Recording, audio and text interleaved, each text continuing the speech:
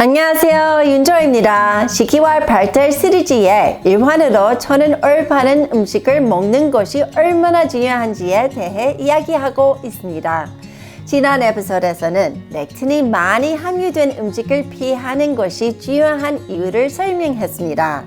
렉틴은 특정 탄수화물에 결합하는 단백질이며 항영양소로 알려져 있습니다. 항영양소는 식물이 스스로를 보호하기 위해 만들어내는 것으로 음식을 소화하기 어렵게 하는 원인이 됩니다. 렉틴이 많이 함유된 식품에는 콩, 땅콩, 카슈너트, 원두콩, 가지 껍질, 토마토 껍질, 밀이 포함됩니다. 이러한 종류의 음식을 먹으면 복통, 구토, 설사 및 가스가 발생되기 쉽습니다. 콩은 특히 문제가 많습니다. 우선 거의 모든 콩이 유전자 변형 콩입니다. 발달장애 아이는 유전자 변형 유기체에 알레르기를 일으키거나 민감하게 반응하는 경향이 있습니다. 장애 아이는 두부, 간장, 두유, 콩기름을 포함한 모든 콩 제품을 멀리하는 것이 좋습니다.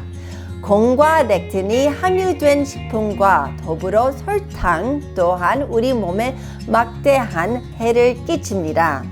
많은 양의 설탕은 발달장애 아이뿐만 아니라 모든 아이에게 해롭습니다.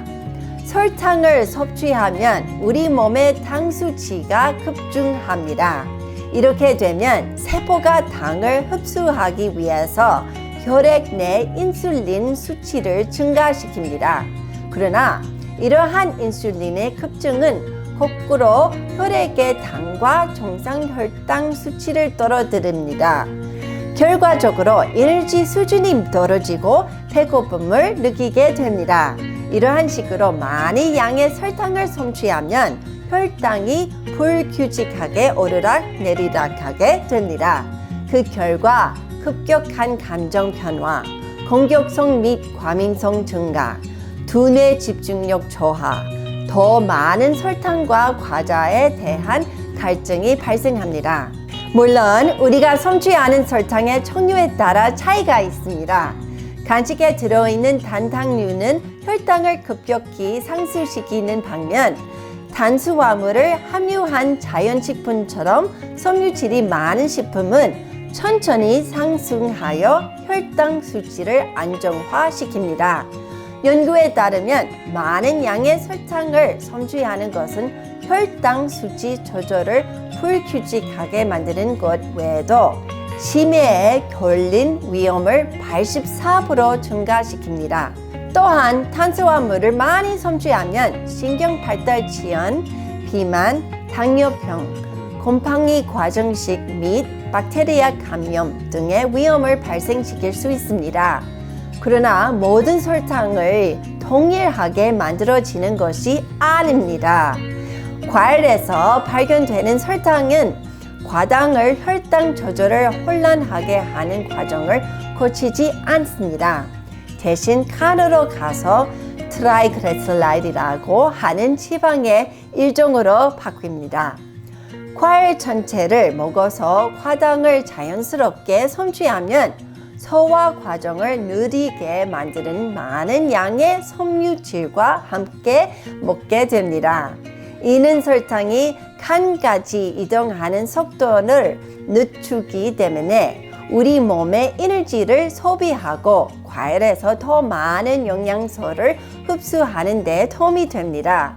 그러나 과당이 과일 및 섬유질 공급원에서 분리되면 우리 몸에 큰 해를 끼칩니다.